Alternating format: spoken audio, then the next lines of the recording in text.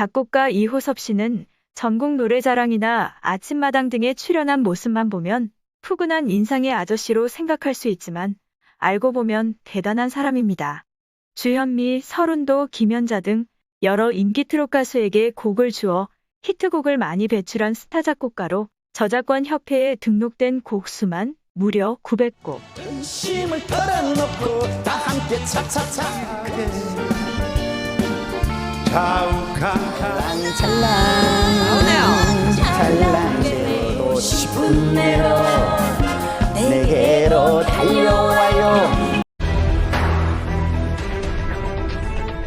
이호섭 씨는 1959년 10월 13일에 집 없는 아이로 태어났습니다. 아버지가 책방을 하다가 사업에 실패해 살 집이 없어 마산의 한 허름한 여관방에서 태어났어요. 하지만 성장한 곳은 경상남도 의령군이라고 하는 시골 농촌이었습니다. 겨우 3살 때 큰 집으로 입양되어 큰어머니 손에서 자라납니다. 도대체 어떻게 된 사연일까요? 큰어머니는 시집 와서 2년쯤 뒤에 남편을 잃고 21살이라는 꽃다운 나이에 미망인이 되고 말았습니다. 집안 어르신들이 큰어머니에게 너무나 젊은 나이고 농촌에서 여자 혼자 몸으로 살기 힘드니 제가 하라고 권했으나 거절했습니다. 자기가 박복해서 이런 일을 당했는데 또 결혼하면 뭐 하겠냐며 도련님 장가갈 때가 되었는데 결혼해서 아이를 낳아 아이 하나만 보내주면 자기가 키우며 살겠다고 울며 애원했다고 해요.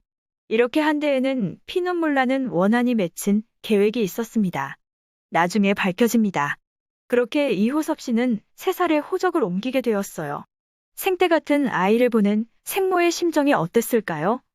그만 몸져 누워버렸다고 합니다. 더구나 호섭은 첫 아이였습니다. 큰어머니는 어린 호섭을 생모보다 더 애지중지 키워주셨습니다. 호섭은 그런 큰어머니를 엄마라 부르며 자랐습니다. 제사나 명절 때가 되면 생모가 큰 집으로 와서 어린 호섭을 만날 수가 있었습니다. 그런데 생모를 만날 때가 되면 큰어머니가 참으로 이상한 행동을 했습니다. 큰어머니는 평상시 금이야 오기야 호섭을 늘 깨끗하게 목욕시켰으나 생모가 올 때쯤 되면 며칠이고 목욕을 시키지 않았습니다. 생모가 오면 떼국물 질질 흐르는 지저분한 호섭을 직접 목욕시키게 했습니다. 자기 자식을 직접 키우지 못하는 친어머니의 한을 조금이라도 풀어볼 수 있는 기회를 말없이 준 것이었습니다. 어린 아들을 안고 씻겨주면서 어머니의 눈빛은 말할 수 없는 사랑으로 가득 찬 눈빛이었다고 이호섭 씨는 어른이 돼서도 잊지 못했습니다. 장남으로 태어난 아들을 남의 손에서 자라게 한 어머니는 평생 한을 가지고 살다가 결국 치매에 걸리고 말았습니다. 예쁜 치매에 걸려 항상 웃으시다가 최근 돌아가셨다고 해요. 한편 큰어머니는 이호섭 씨가 어렸을 때 판사로 만들고 싶어 하셨습니다. 큰어머니는 농촌에서 억척스럽게 일해서 돈을 모아 어느 정도 재산을 일궜어요. 그 당시 농촌 아이들은 거의 대부분 어렸을 때부터 농사일 등을 도왔는데 큰어머니는 호섭에게 농사일을 전혀 시키지 않고 공부만 하게 했습니다. 때때로 공부는 하기 싫고 친구들이 일하느라 같이 놀 친구도 없어 심심하면 호섭은 큰어머니가 보면 기절할 정도로 놀라운 행동을 했다고 해요. 노래를 곧잘하던 호섭은 많은 사람들이 자기를 볼 수 있도록 감나무 위에 올라가 농촌에 일하는 어르신들을 위해 혼자 사회도 보고 노래를 불렀습니다. 이때부터 싹이 보였네요. 어느 날 선생님에게 아들이 공부를 잘한다는 얘기를 들은 큰어머니는 전답을 다 팔아 도시 마산으로 호섭을 유학시키기 위해 이사했습니다. 당시 고향 의령에서는 나무 땔감을 썼으나 도시에서는 연탄을 사용했어요. 호섭은 연탄가스를 무려 3번이나 마셔 위험에 빠지기도 했습니다. 그렇게 도시로 와서 고생했건만 시골에서 올라왔던 호섭은 도시 아이들과의 학력 차이를 따라잡지 못하고 반대로 노래에 빠지게 되었습니다. 큰어머니가 돈을 주며 공부해서 판사가 되라고 했으나 그 돈으로 레코드 판을 샀다고. 판사. 설상가상 큰어머니는 사기를 당해 재산을 다 날리기도 했습니다. 호섭은 빚쟁이에 시달리는 큰어머니를 보며 다시 마음을 잡고 공부했습니다. 그러나 잘 되지 않았어요. 어린 나이에 생계를 위해 닥치는 대로 일하면서도 공부해서 고등학교 검정고시를 봤는데 떨어졌습니다. 또한 사법고시도 봤으나 계속해서 떨어졌어요. 그런데 한 친척이 호섭을 불러 충격적인 얘기를 합니다. 사법시험에 합격할 리가 없으니 포기하라고 했습니다. 실상은 이러했습니다. 큰어머니 남편이 먹물개나 먹은 분이었는데 젊은 시절 좌익 활동을 한 적이 있다고 해요. 나중에 자수했으나 6.25 전쟁 후 어수선한 상황에서 과거 활동이 빌미가 되어 큰어머니의 남편은 호섭에게 호적상 아버지가 되는 셈이죠. 당시는 연좌제가 있어 사법시험에 붙어도 이호섭 씨는 판사가 될 수 없었습니다. 연좌제로 판사는커녕 어떤 공무원 시험도 볼 수 없게 되고 큰어머니의 빚을 갚을 수도 없는 절망적인 형편에 이호섭 씨는 그만 살 희망을 잃어버렸습니다.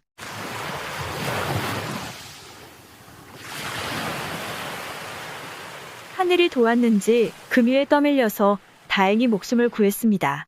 그때부터 이호섭 씨는 달라졌어요. 아무리 어려운 상황이 닥쳐도 웃으며 살아야겠다고 다짐했습니다. 큰어머니가 아들이 판사 되기를 소망한 이유가 있었습니다. 자기 남편의 억울한 죽음을 밝히고 싶어서였던 것입니다. 21살이라는 젊은 나이에 재혼하지도 않고 평생을 그 일념으로 살아왔던 것입니다. 하지만 그런 어머니 밑에서는 하고 싶은 음악을 할 수 없어 이호섭 씨는 서울로 떠났습니다. 서울에 올라와서도 어마어마하게 고생합니다. 돈이 없어서 몇 날 며칠을 굶다가 어떤 가게에서 카스테라를 훔쳐나오다가 도저히 양심이 허락하지 않아 빵을 주인에게 돌려주었어요. 그러자 주인이 마치 돈을 받은 것처럼 빵값 100원을 주었습니다. 빵값을 내지 않았는데 피골이 상접한 글을 보고 일부러 그랬던 것 같다고 합니다. 다른 가게에 가서라도 빵을 사 먹으라고. 구멍가게 주인에게 말없는 배려를 배운 그는 후배들에게 그런 사랑을 주고자 결심했습니다.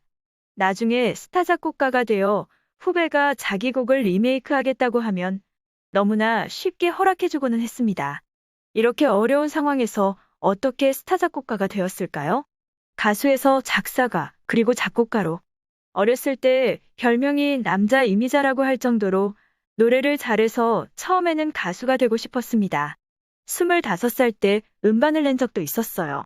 과거에는 조폭들이 연예계에서 활개를 쳤는데 도저히 성격상 이유 없이 그들에게 고개를 숙일 수 없어 가수 활동을 지속하기가 어렵다는 판단이 들었습니다.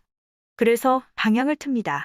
중2 때 어머니가 하모니카를 사줬는데 그때부터 작곡을 해와서 충분히 작곡 능력이 있었습니다. 열심히 곡을 써서 작품 뭉치를 들고 레코드 사며 기획사를 매일같이 아침마다 돌아다녔으나 아무도 거들떠보지 않았습니다. 그것도 무려 5년 동안이나. 당시 기라성 같은 작곡가들 사이에 도저히 낄 수가 없어 일보 후퇴해서 작전상 작사가로 먼저 시작합니다. 어느 날 기타리스트 안치행 씨가 문희옥 씨를 보여주며 이 소녀가 트로트로 성공할 수 있겠냐고 물어보았습니다.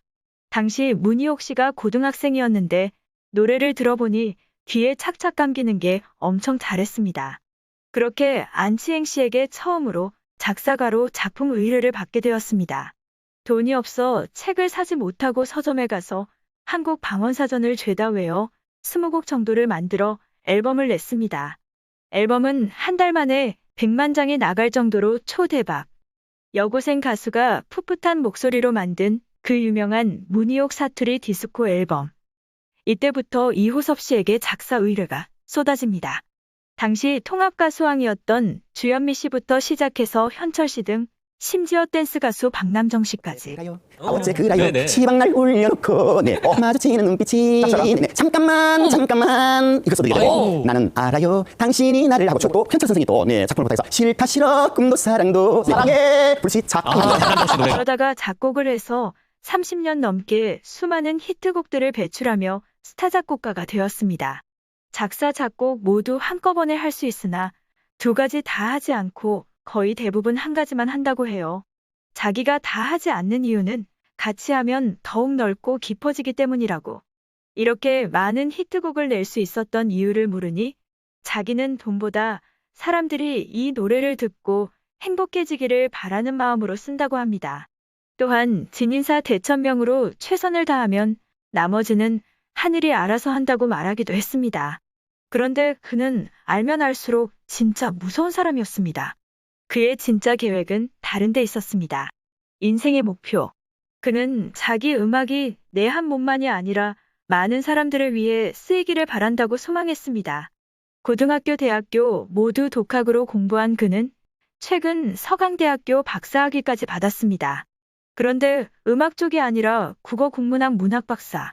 우리 가요가 국민들의 많은 사랑을 받았음에도 불구하고 일본 엔가의 영향을 받았다는 근거 없는 얘기들이 많은데 논문으로 정리해서 바르게 밝혀내야겠다고 결심했기 때문이라고.